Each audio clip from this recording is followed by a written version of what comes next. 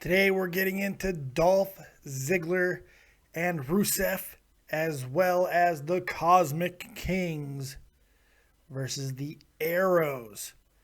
All of this and more right now on Dead on Dave Productions.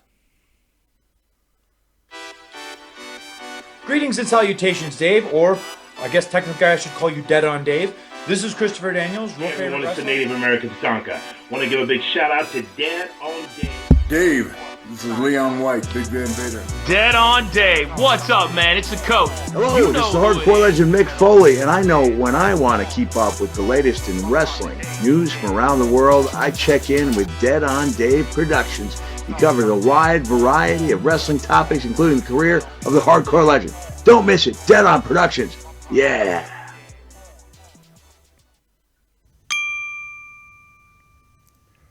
What's going on, everyone? Welcome back to the channel. It's your boy, Dead on Dave, and we are here once again for day number 2 of our build to SummerSlam as we go through the card match by match. Yesterday we did some NXT matches, but there are far more SummerSlam matches than there are NXT matches. So today we're just going to take care of some of the smaller matches on the SummerSlam card and get some more NXT matches tomorrow. So SummerSlam has now built to an amazing 10 matches. Well, probably not going to be an amazing 10 matches because this SummerSlam, aside from Cesaro and Kevin Owens, which we have seen that match as well, all of these matches are matches that we've seen before, but that's going to happen from time to time. Now, the thing is, most of them do have different storylines revolving around them, and that kind of gives them fresh takes. So it should be interesting to see how most of these matches go. Today we're talking about the Cosmic Kings. That's what I decided to call them. King Barrett and Stardust versus the Arrows, the Green Arrow, Stephen Amell, and Neville, the Red Arrow himself. So let's start with that match. We're going to talk about the Ziggler-Rusev match as well, but let's start with the Cosmic Kings versus the Arrows. I just think that sounds really good. Really simple. I think with 10 matches on the card, there's going to be some matches that are going to be short. They're going to be quick and short. This is one of those matches that if Barrett even gets involved, I'll be kind of surprised. It's gonna be a match where I have a feeling we're going to see Amell in early with Stardust. They could do the hot tag thing with Amell, but I have a feeling that he's going to ask for the tag early and get face-to-face with Stardust. You know, the Green Arrow and Stardust face-to-face. I think that's the whole point of this match, is to get that shot of those two standing face-to-face. And it's not going to surprise me when Amell shows up in costume. And you know what? I'm not even going to be mad at it. You know, take advantage. That's the whole point of having him there, is cross-promotion to get max eyeballs. And that's kind of cool. What I think for the match, I don't think we're going to have too much crazy chain wrestling in this match. There'll be some punches thrown. I think we'll see a Red Arrow from... I have a feeling we might see a Red Arrow from the Green Arrow. Look, a lot of the things that we saw from training out of Stephen Amell, we see pictures of him on the top rope. He's going to do something spectacular. I don't know if he is trying to learn how to do the Red Arrow, or if his insurance or the CW or anybody else would let him do something that dangerous. But God, wouldn't that be cool? Wouldn't that be a friggin' absolute just headline grabber? Stephen Amell hits one of the most spectacular moves that wrestling has to offer. My God, how cool would that be? So I'm hoping we see something like that. But a moonsault out of him, I think, would be just as awesome. And getting the victory, I think, quickly is going to be the key. You do not want this match to drag out. There's not enough bad blood between Stardust and Amell to really warrant a 20-minute beatdown or a street fight situation, you know, where they're just dragging it out and going to the outside. I don't think we need to see all that. We need to see some offense out of Neville. Neville's going to hit a spectacular move on both guys on the outside. We know that's going to happen. Stardust will do some good things. Barrett will take a lot of the punishment, I have a feeling. And then Stardust will take the fall to Stephen Amell. That's what I'm thinking. And look, if the match goes any more than 5 to 8 minutes, the WWE has failed in this situation. That's just my opinion, but I don't think that this is the type of match that can go very long. I think people are going to have a very short leash with this match. They're not going to give it much credibility. It's not. So it can be interesting if done in the right way. I like Stephen Amell. I think that he's got a really good look to him, and he's athletic, and that's great. So that could be something interesting. But SummerSlam needs to have superlatives. SummerSlam needs to have punctuation marks. And this is one of those situations that I think that they can do that with. They can capitalize, and we can see a punctuation mark with Stephen Amell doing something amazing. Is that going to happen? I have no idea. Let me know what you think in the comment section below. Also, while you're just sitting there in the comment section below, you need something to do. Go ahead and hit the like button, because why the hell not? Likes are free. Likes are always free, so why the hell not? Go ahead and hit that like button. And if you need something else to do and you want to support the channel, you can always go to my merchandise site and pick up some Copious gear. Yes, the Copious shirt, the Copious Club shirt, which I don't have yet, but I am going to buy once it gets colder. I'm buying my own gear, man, because the Copious Club sweatshirt is badass. The hoodie, I'm buying that thing. It's cool. And of course, the Copious Cup. Drink from my face, because why the hell not? And also, you can go right into the description box below and support the channel that way as well, by just straight up donating to your boy, saying, hey, fat man, love what you do. Here's a tip. The other match that we're going to break down for SummerSlam is Dolph Ziggler and Rusev. Yes, the last match that has been added to the card. So it should be quite interesting to see how it works. To see where it goes is going to be great. This is just a little shout out to Jake Hardy in the chat. Nobody else is telling me that the stream is freezing, and I'm watching it as well, and I don't see any freezing. So you might want to get your stuff checked, buddy. I don't know. Something wrong with your internet. But that's just me, because just letting you know. Helpful tip from Dead on Dave to Jake Hardy. Okay. So moving on here, Dolph Ziggler and Rusev.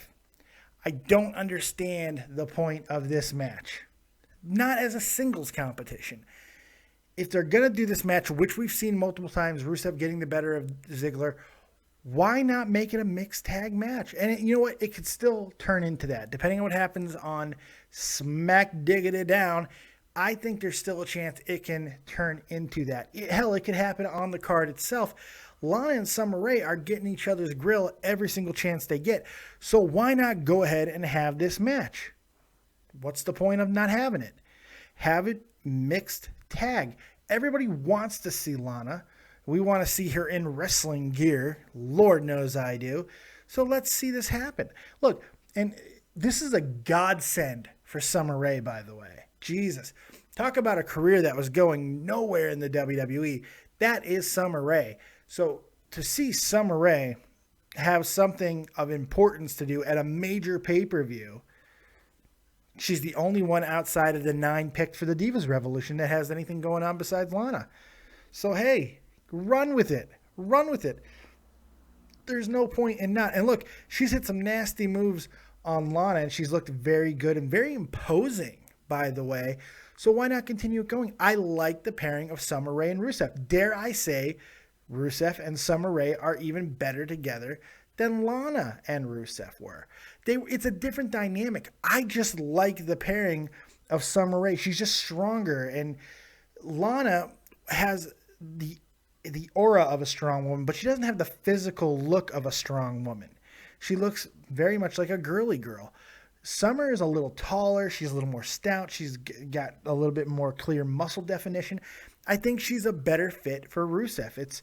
It's pretty cool to see how that goes. And I think when Lana lets her hair down, and especially in the picture that you see in right here on this channel right now, if you can see what Lana's wearing, she looks way better in something like that. It's just a simple little strappy thing, and it looks great. So I think it's pretty interesting to see where they're going with all of this. Now, for the match itself, considering that it is just Rusev and Ziggler, at least for the moment, what are we going to get as far as a match? That's the biggest question, right? How is this match going to go? Ziggler now back fully on board with the WWE, now even stating, now we know that he's re-signed his contract, and now he's saying this is the best job in the world and all that great stuff. You got to figure Ziggler's due here. He's got to get a win. He was put out on an ambulance. He was really filming a movie for WWE, but he was put out on an ambulance, and you got to figure retribution is at hand for the Ziggles, and he needs a win, man. He hasn't really had anything virtually since a little bit past Survivor Series. What has Ziggler really been up to? He had a little bit of flurry in the Intercontinental thing with Bryan, but other than that, Ziggler's done nothing for a long time, so it's time to start building him back up, and this is a great way to do it. I also like the chemistry out of Lana and Ziggler on Raw. Granted, Lana did kind of, with the looking and stuff, she was waiting for Ziggler to come out. I didn't mind it as much as some other people did, but it was mistiming, and it did take away a little bit from the storytelling, just a tiny bit. This is being really, really nitpicky. Her expression when he came out was still great, and I'm starting to dig their chemistry just a little bit more. So, I have a little bit of juice for this match. Placing it on the card, this would not be a terrible match to open the show. If it's not this match, it certainly should be the 8-man tag team match, which could be an absolute train wreck, but it also has a lot of potential to be quite an exciting match. I think Ziggler, with his likability, with his fan base that he has, and Rusev's ability to draw heat, I think it's a very good match to open the card with. I hope it doesn't get bumped to a pre-show match. It very well could, but we'll see what happens. It could be very interesting. I also see Randy Orton and Sheamus being a candidate to open the show.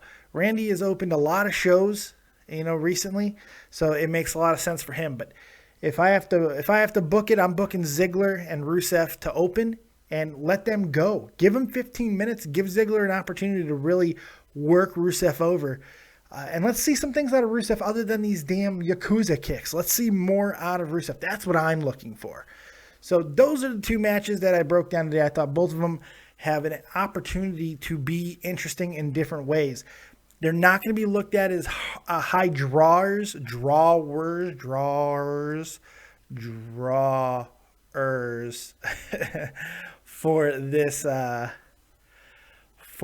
this friggin'